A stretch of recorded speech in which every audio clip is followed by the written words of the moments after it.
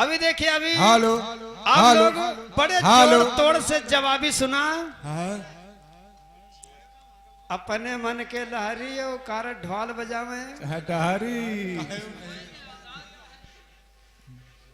सूप बजावत चाहिए सूप पीट रहे डहरी यू है।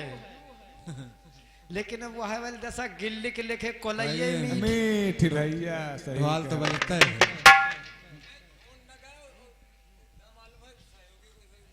अच्छा गिल्ली के लेके कोलैये मीट जब गिल्ली कब होटल पर गईबे नहीं की का जने कितनी कहे बर्फी।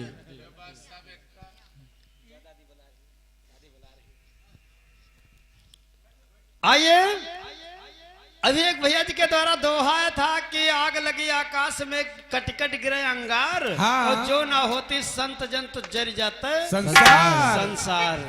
तो सुनो कारण बेगम के ऊपर बादशाह हाँ भाई और तुम्हारे बादशाह के ऊपर हम यक्का मारे जा रहे हैं बिल्कुल।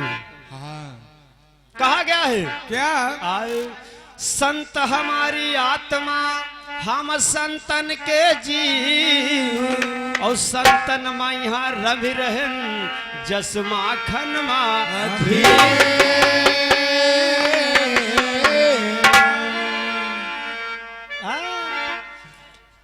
तो कहना है। लेकिन आज काल के कुछ लोग ऐसे हैं कहा जाता हम संतन के जीव संतन में यहाँ रम रन जस माखन माँ जीव। लेकिन आज काल के कुछ लोग ऐसे हैं कैसे हैं कैसे हैं कि आवत देखें भैया संत का और झुक न करे प्रणाम रमा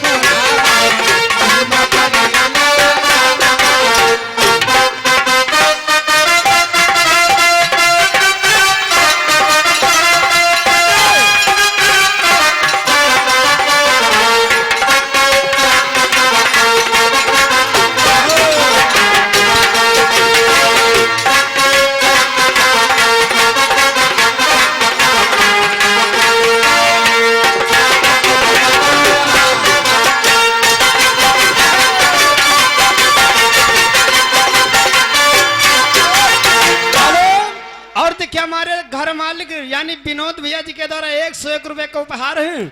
स्वागत वंदन अभिनंदन बोले सच्चे दरबार की जय। और देखिए हमारे भजन सत्संग के बड़े ही प्रेमी हैं यानी हमारे राम सिंह भैया जो इसी गांव के निवासी भैया जी के द्वारा हम लोगों को हौसला बढ़ाते हो बहुत से राष्ट्रीय मुद्राओं का भाई दान है। बहुत बहुत स्वागत वंदन अभिनंदन है बोले सच्चे दरबार की जय। कहा गया राकेश भैया कि कुछ लोग ऐसे हैं आवत देखे संत का झुक न करे प्रणाम और वो आगे जन्म घोड़ा भय मुहिमा परी लगा चब्बो वही को चब्बो है लोहा। तो ये जन्म मन राम का नाम लेहो नागले जन्म में लिए हो आगे जन्म घोड़ा भय मुहिमा परी लगा। लेकिन नारियों के बारे में राम सिंह भैया लिखा गया क्या नहीं कि नारी घर में घूंघटे में बैठी रहे कहा गया है कवि ने लिखा है में बैठी पद्मिनी संतन देख ल जाए आगे जन्म कुतिया भई और घर घर डंडा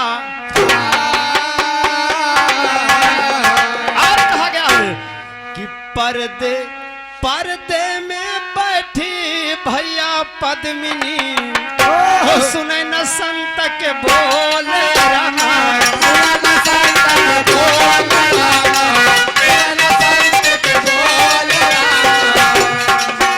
पर्दे में विशेष बात है पर्दे में बैठी पद्मिनी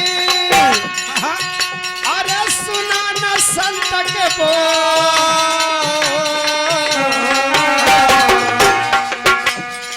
राकेश भैया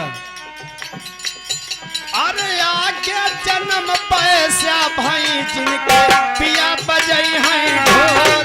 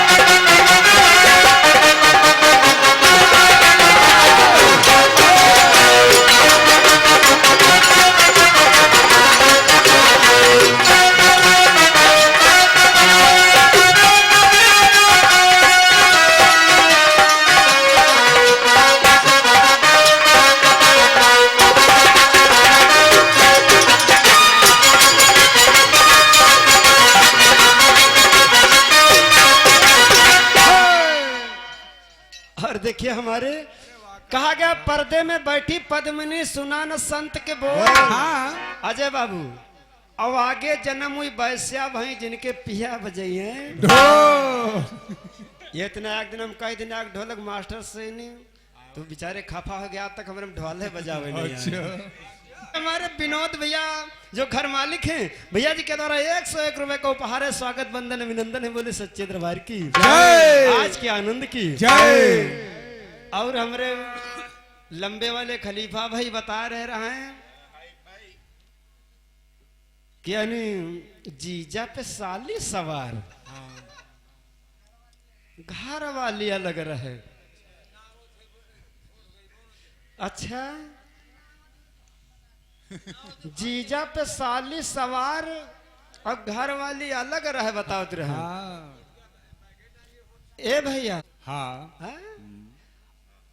इधर हमारे व्यक्ति ने 27 साल इनके मालिक बैठे हैं सही बात और कहा गया है सुनिए आहा कि चाहिए जरूर हाय हाय चाहिए जरूर ससुररिया में साली ससुररिया में साली चाहिए जरूर ससुररिया में हो चाहिए अरे चाहिए जरूर कि चाहिए जरूर ससुररिया में साली चाहिए जरूर ससुररिया में साली चाहिए जरूर ससुररिया में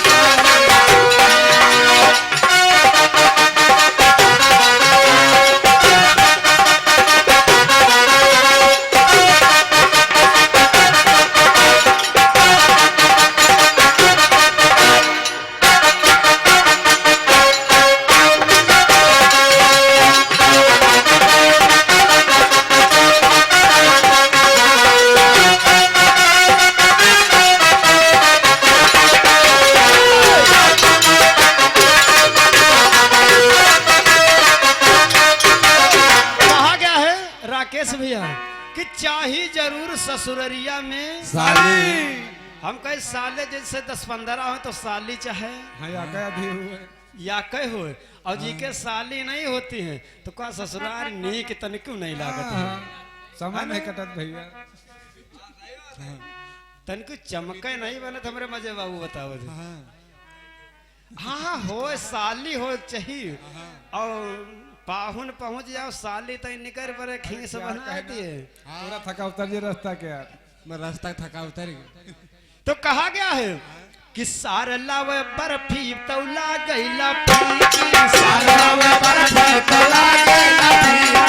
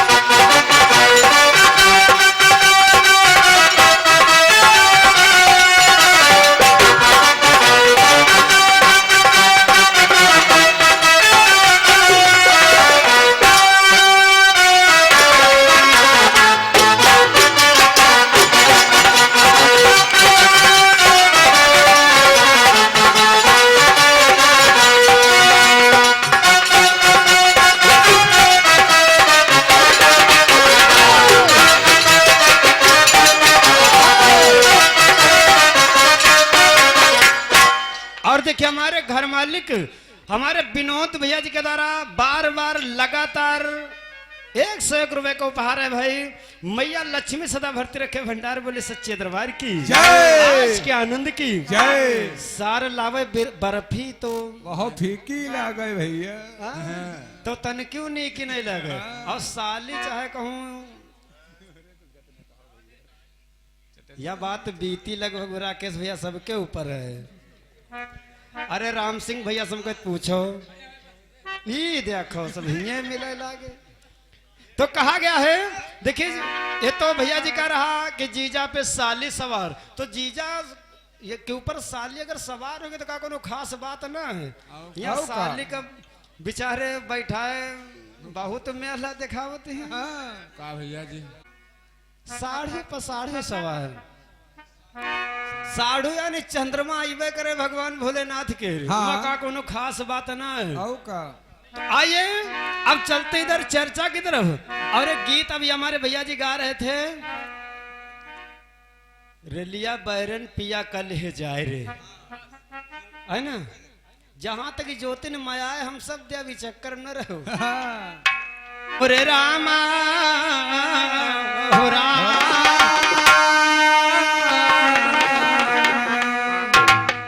हमने पूछा था राम सिंह भैया हमने पूछा था कि यानी जो भगवान विष्णु के गर्दन में माला था भगवान विष्णु लक्ष्मी से बता रहे कि मृत्युलोक पर जन्म लिया। लेकिन हमने पूछा था उसका आखिर क्या नाम पड़ा बताइए नहीं। और हम ये जब पूछे ना तो हम बता रहे हैं गंधर्व का यानी भरत जी ने वध किया। हाँ बता रहे नहीं बता बहुत रहे सही बात है। अब का मार हुए हम लौटार रहे कि जैसे तैसे रात हमारी पार हो पार जाए हो जाए आज इज्जत बच जाए है ना भैया। जब हमने बता दिया कि भरत जी ने उसका वध कर दिया तो तुम्हारे पास कुछ और होता है मसाला तो आगे बढ़ के दगई तू हाँ सही है का फुर्रैया दगाए रहो है ना। चलो आइए कहना है हाँ आइए तुम्हारे हम अभी आगे सुनाएंगे गीत जब भरत जी ने वध कर देते हैं। लेकिन आइए इधर थोड़ा सा प्रसंग अपनी तरफ से है। हाँ हाँ कहना है आए बोले भक्त और भगवान की जय। आए मोर रामा हो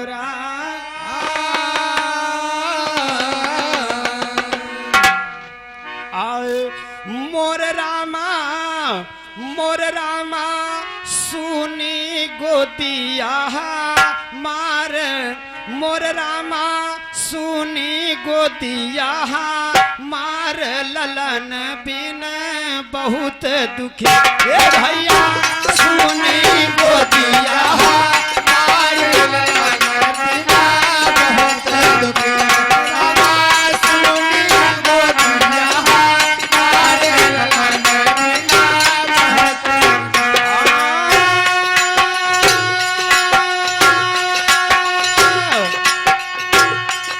हो ललन बिन बहुत ललन बिन बहुत ललन बिन बहुत दुखी। भैया सुनी गोदिया मार ललन बिन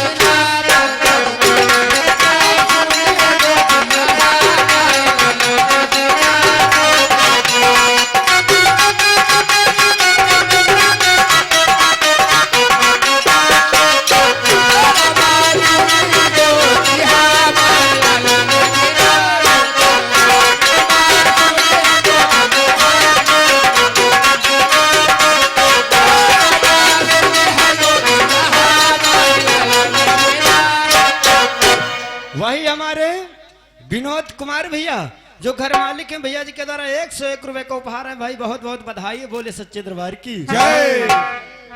देखिए हमने बताया कि यार जब ब्राह्मण के वहां वो माला आकर के अवतार लिया हाँ हाँ तो मैया लक्ष्मी पूछ रही उसका नाम क्या हुआ। हाँ अच्छा कोई जवाब नहीं। अपने सवा शान से गा रहे इनके हम तो कम से कम कुछ तो बताइए के हैं हाँ कि भारत जी यानी उसका गंधर्व का वध किया। कम से कम कुछ तो दिमाग लगाओ भैया है कि नहीं। अरे ये है मार तुम डेर लागत है हाँ? हाँ। तो कम से कम जवाबी के तौर पे हम कुछ हमरूम तो देखो तो कि हम जवाबी गावे आए ने थोड़ा बहुत बताओ तो रहा कि यानी बेगम पबासा हो हाँ? अच्छा अरे लेकिन वो ढूंढे आज कुछ न पई है तो आइए कहना है हाँ कहा पिसुड़ू भगवान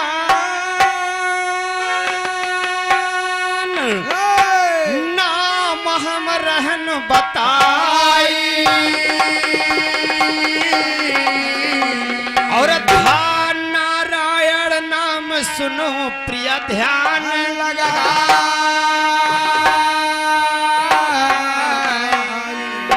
जन्मलीन ब्राह्मण के घर में जाने हो रामा हो रामा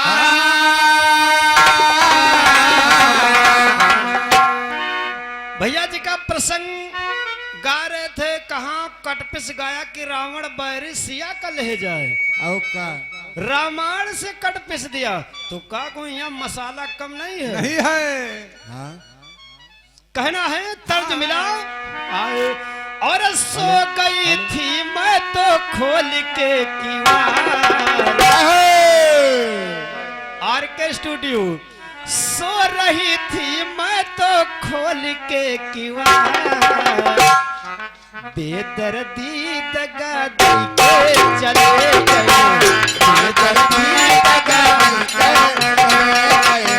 बेदर्दी दगा दी के चले हो सो रही थी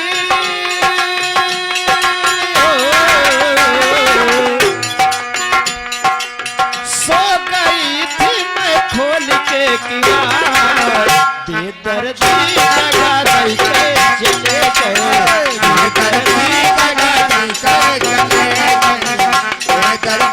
दगा दी के चले बेदर्दी दगा दी के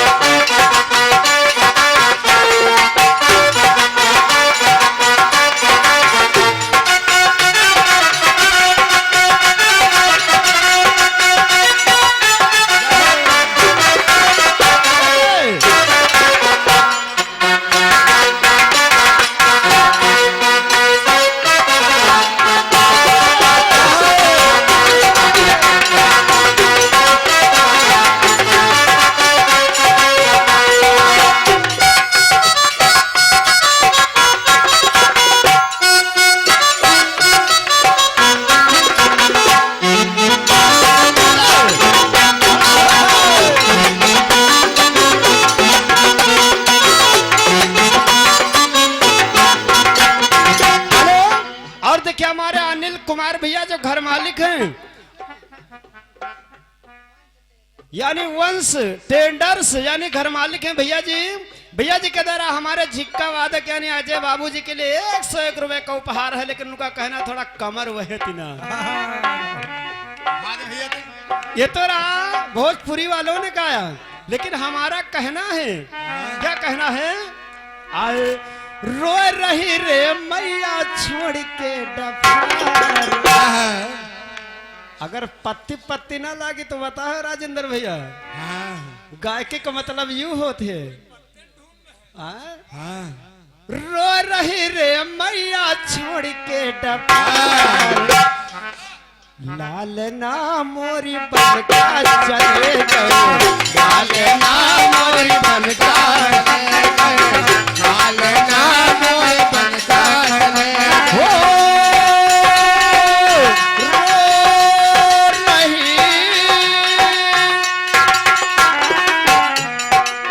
रो रही मैया छोड़ के डबार लाल ना मोरी बनका चले गए लाल ना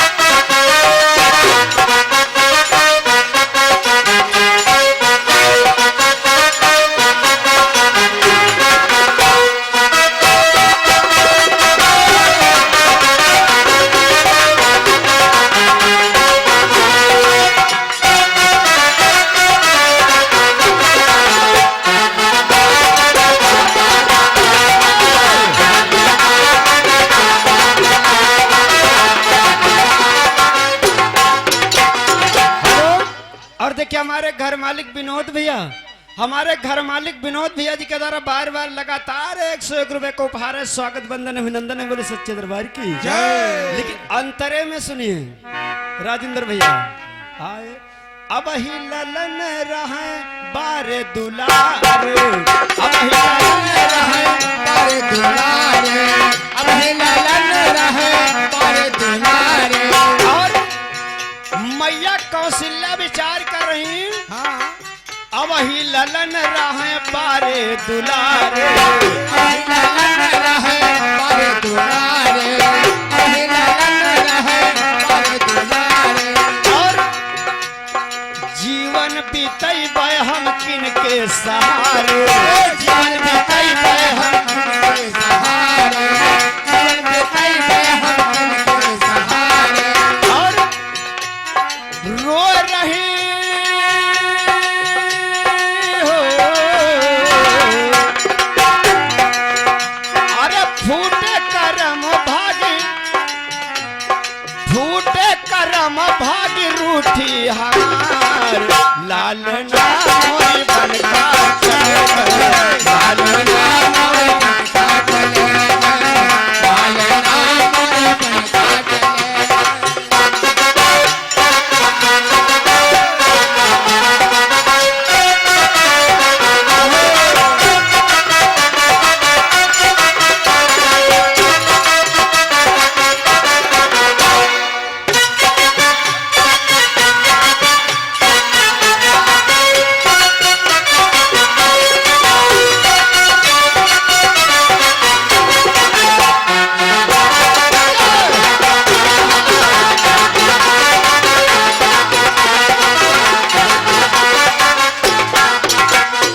और कहा गया है समय होगा, कहा बिल्कुल होगा